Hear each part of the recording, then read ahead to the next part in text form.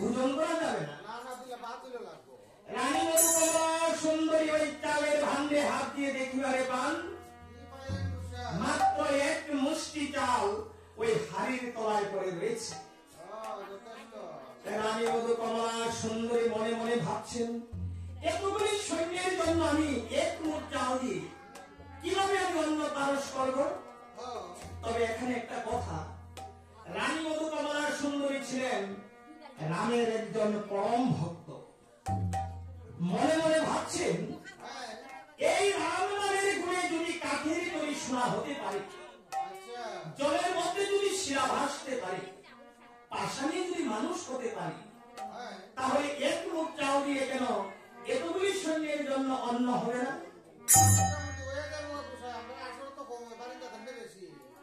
রাম নাম হৃদয়ে করে ধারণ এক মুঠ চাল দিয়ে অন্ন রন্ধন করতেছে কখন? এক মুষ্টি চালের মধ্যে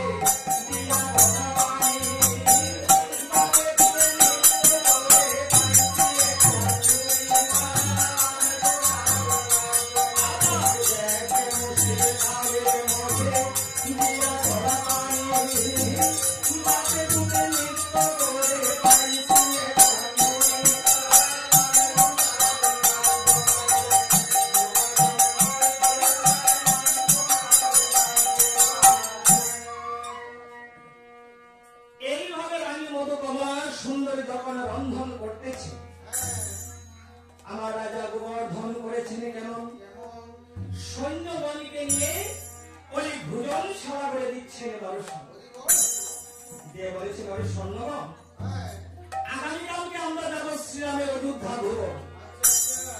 আজ তোমরা আমার কাছ থেকে কিছু ভদ্রতা শিখে নেবে। এখন আমি যেভাবে আসনে বসবো, তোমরাও আমার মতন কিন্তু আসনে বসবে। আমি ভোজনাদি ক্রিয়া করে সমাপন যেইভাবে করিব আচমন, তোমরাও কিন্তু তদ্রুপ করিবে তখন। এই বলে আমার মহারাজ যখন আসন পেতে আসনে বসেছে, অলক্ষে মহারাজের পরনের ধুতিটা একদিক হতে অন্যদিকে সরে গিয়েছিল।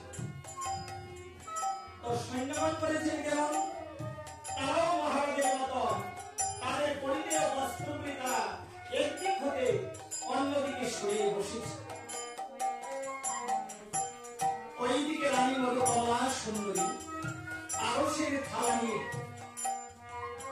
সৈন্যগণের এই কাণ্ড কারখানা দেখে রানী মধুকমলা সুন্দরী অন্তঃপুরে চলে গিয়েছে।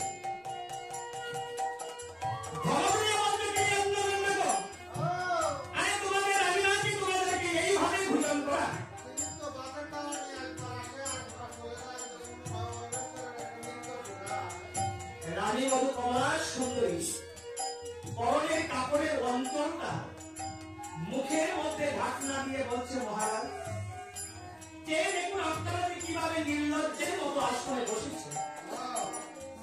আমি একজন মেয়েও কিভাবে আপনাদের সামনে এসে পারস করাই বলুন তো?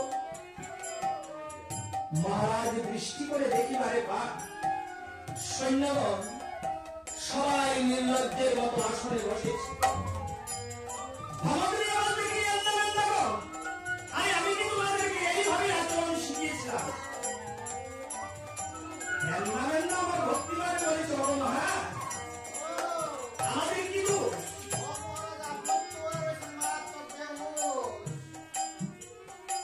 সবাই যখন ঠিকঠাক হয়ে বসেছে, রাজা গোবর্ধনের এই কাণ্ড কীর্তি দেখে হনুমান প্রণাম করে বলছে, মহারাজ আপনি এমন কি সুকৃতি করেছেন, এমন কি কর্ম করেছেন, যেই কর্মের ফলস্বরূপ আমার দয়াময় আপনাকে মিত্র বলে সম্বোধন করেছেন? এই কথাটা যখন হনুমান বলেছে, অগ্নি রাজা গোবর্ধন দুজনের ধারা ছেড়ে দিয়ে বলছে, হনুমান শুধু ভক্তমন্ডলীর কৃত্তিবাস পণ্ডিতের হল জন্ম শুভক্ষণ। আমার প্রভু রাজা গোবর্ধনকে কেমন মিত্র বলে আলিঙ্গন দিয়েছিলেন, প্রসঙ্গটা আমি আপনাদের সামনে করতে যাচ্ছি উত্থাপন। যদি কোথাও কোনো ভুল ত্রুটি হয়ে যায়, আপনাদের নিজ নিজ সন্তান যে আমাকে ক্ষমাসুলভ দৃষ্টিতে দেখবে। বহু কল্পকাল আগে অযোধ্যার দশরথ রাজার গুরুদেব ছিলেন আমার গুরু বশিষ্ঠ মুনি। বশিষ্ঠ মুনি একদিন রাত্র নিশার ভাগে একটা দুঃস্বপ্ন দেখেছিলেন।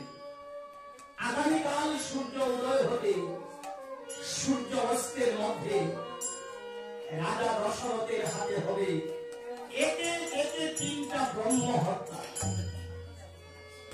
সেদিন আমার গুরুদেব অযোধ্যায় যে বলেছেন, ওই দশরথ, আমি রাত্র নিশা ভাগে স্বপ্ন যুগে আমি দেখেছি তোমার হাতে হবে 3টি ব্রহ্ম হত্যা।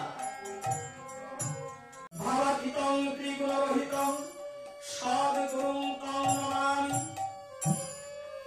এই বলে রাজা দশরথ গুরুদেবের চরণ ধুলি সে ধারণ করে এই অযোধ্যা হতে মাত্র একটা জিনিস উনি নিয়েছিলেন। সেটা কি? সেটা হয়েছে শব্দবেদী বাণ। এই শব্দবেদী বাণটা নিয়ে রাজা দশরথ ধীরে ধীরে গভীর বনে চলে গিয়েছেন। আর ওই বনটাই ছিল আমার সিন্ধুমণির বন। তো এই সিন্ধুমণিটাকে, এই সিন্ধুমণি হয়েছে অন্ধ মা এবং অন্ধ বাবা একটাই মাত্র পুত্র সন্তান। সিন্ধুমণি আমার অন্ধ মা বাবাকে, অন্ধ বাবাকে তাদের মধ্যে বহন করে সে বনে বনে ভ্রমণ করত। এমনই এক মুহূর্তে আমার অন্ধিনী মা তার গর্ভের পুত্রকে বলছে, বাবারে আমি তো চোখে দেখতে পাই না, তুমি কি আমার মতো অন্ধ হয়ে গিয়েছ? একবার মায়ের কণ্ঠের দিকে তাকিয়ে দেখো, মায়ের কণ্ঠ যে তৃষ্ণায় শুকিয়ে গিয়েছে। তুমি কি বাবা একটু জ্বলে নেই? এই অভাগী মায়ের তৃষ্ণা তুমি নিবারণ করবে না? আমি আমার সিন্ধুমণি মায়ের চরণে পড়ে বলছে, মা গো তুমি একই কথা আমাকে শোনালে। আমি তো আমার বাবার মুখে শুনেছিলাম, জীবিতে বাক্য পালনম মিতা হে ঘুরি পূজনম দয়ামি পিণ্ড দানঞ্চ ত্রিবিধ লক্ষণ।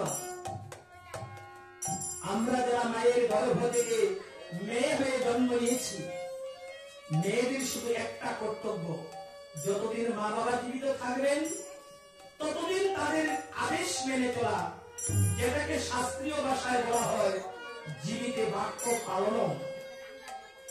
কারণ মেয়েটা যখন বিবাহের উপযুক্ত হবে, আমার মা বাবা একজন ভালো পাত্র দেখে অগ্নি ব্রাহ্মণকে সাক্ষী রেখে অন্যের গোত্রে বক্তৃতা করে দেবে। সেদিন ওই মেয়েটার দুঃখ কি হবে, তার পদবী কি হবে? তার শ্বশুর বংশ হবে তার পদবী। আর আমরা যারা মায়ের গর্ভ থেকে পুত্র হয়ে ধরাধামে জন্ম নিয়েছি, ছেলেদের কিন্তু 3টা কর্তব্য। এই 3 কর্তব্যের মধ্যে প্রথম কর্তব্য হয়েছে মা বাবার কথা মেনে চলা। যে জিনিসটা বর্তমান সময় আপনারা লক্ষ্য করবেন, ঘরে ঘরে অভাব। ছেলেরা মা বাবার কথা শুনছে না, মানছে না। ছেলেদের দ্বিতীয় কর্তব্য হয়েছে, মা বাবা যেদিন পৃথিবী থেকে চিরবিদায় নিয়ে চলে যাবেন, পাড়া প্রতিবেশী, আত্মীয় স্বজন, শ্মশান বন্ধু সবাইকে নিমন্ত্রণ করে পেট ভরে ভোজন করানো, যেটা এই বাড়িতে গত বৃহস্পতিবার হয়েছিল, যেটাকে বলা হয় ভুরি ভোজন। আর পুত্রদের শেষ কর্ম হয়েছে ওই গয়াসুরের মস্তকে পূর্বপুরুষের নামে পিণ্ডদান করা। কারণ গয়াসুরের মস্তকে আমার শ্রীমন মহাপ্রভু কৃপা করে উনার যুগল চরণ তরণী তুলে রেখেছেন, যেখানে আমরা পূর্বপুরুষের নামে পিণ্ডদান করি। আমি যাবো না,